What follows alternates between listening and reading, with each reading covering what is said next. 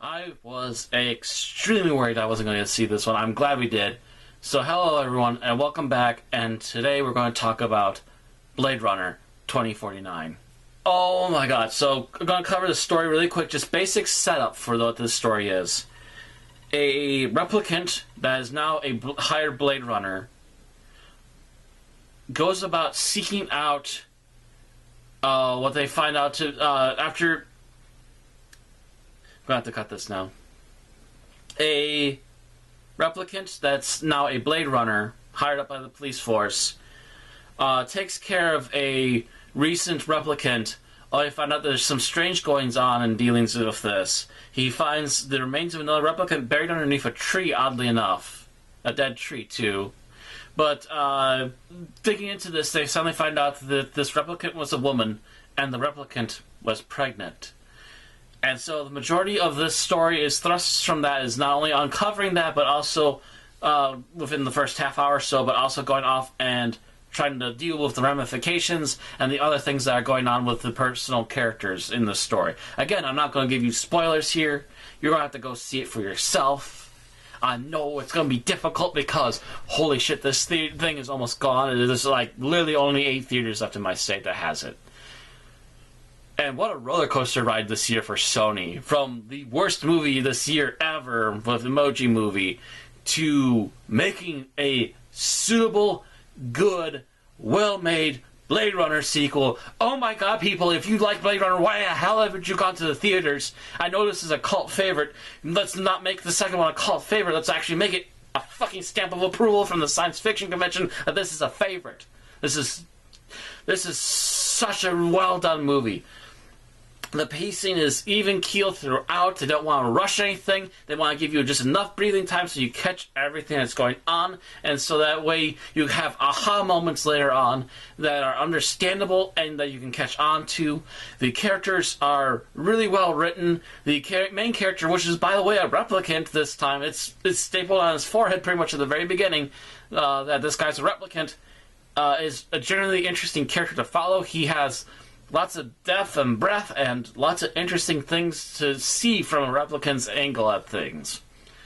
The city could not be any more post-apocalyptic, or actually not even post-apocalyptic. It couldn't be any more grimdark future. This is like this superior grimdark movie. If the towering blocks and blocks of buildings with huge adverts everywhere aren't enough to hammer it through, there's wasteland scenes, there's giant junk area scenes, there's just so many vast locales just to kind of show you what kind of a future we're heading to if we continue to do things wrong, which is what Blade Runner's technically been warning about since the very beginning, underneath everything. And then there's the replicants, how they're treated, how they're looked upon in society, what the creator of the replicants currently is trying to do, what the police force is trying to do, what the replicant who found out about this story and is trying to seek out the end to figure out what's going on with this is up to, and what he plans to do, what the replicants are thinking and what they're trying to do. Both the current version of replicants as well as the old ones that are still in hiding, because there are still Model 8s out there in hiding from the original story. Just a lot of really good things. Just a lot of really good things, and sadly I can't spoil a whole bunch of it. Just that obviously there's old school replicants out there. Obviously they're being a problem. Obviously they're trying to hide. There's so many plot twists. I will say this though. That last bit of plot twist near the end of the movie is going to tug at your heartstrings real hard. But seriously, this is like a 2.5 hour long movie.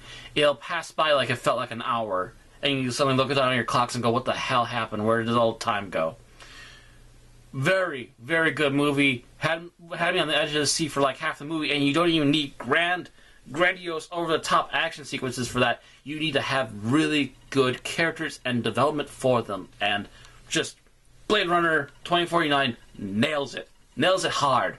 If you want a real stand-up, good sequel to what was originally set forth in Blade Runner without ruining the mythos of the original Blade Runner, this is it. This is the movie. This was really good. This was fantastically done. And there's some real twitchy moments. There's some real pull at your heartstring moments. Just such a well done movie. I was extremely worried when I heard this thing was going to happen. Now that I've seen it, I couldn't be happier that it happened. Please, people, if you don't have a theater nearby you to watch this as soon as it hits DVD or Blu-ray, get it. Get it. It is worth your time. If you love the director's cut of Blade Runner, you're guaranteed to love this. This goes into everything. The nice little cameos they'll throw in, too, for you.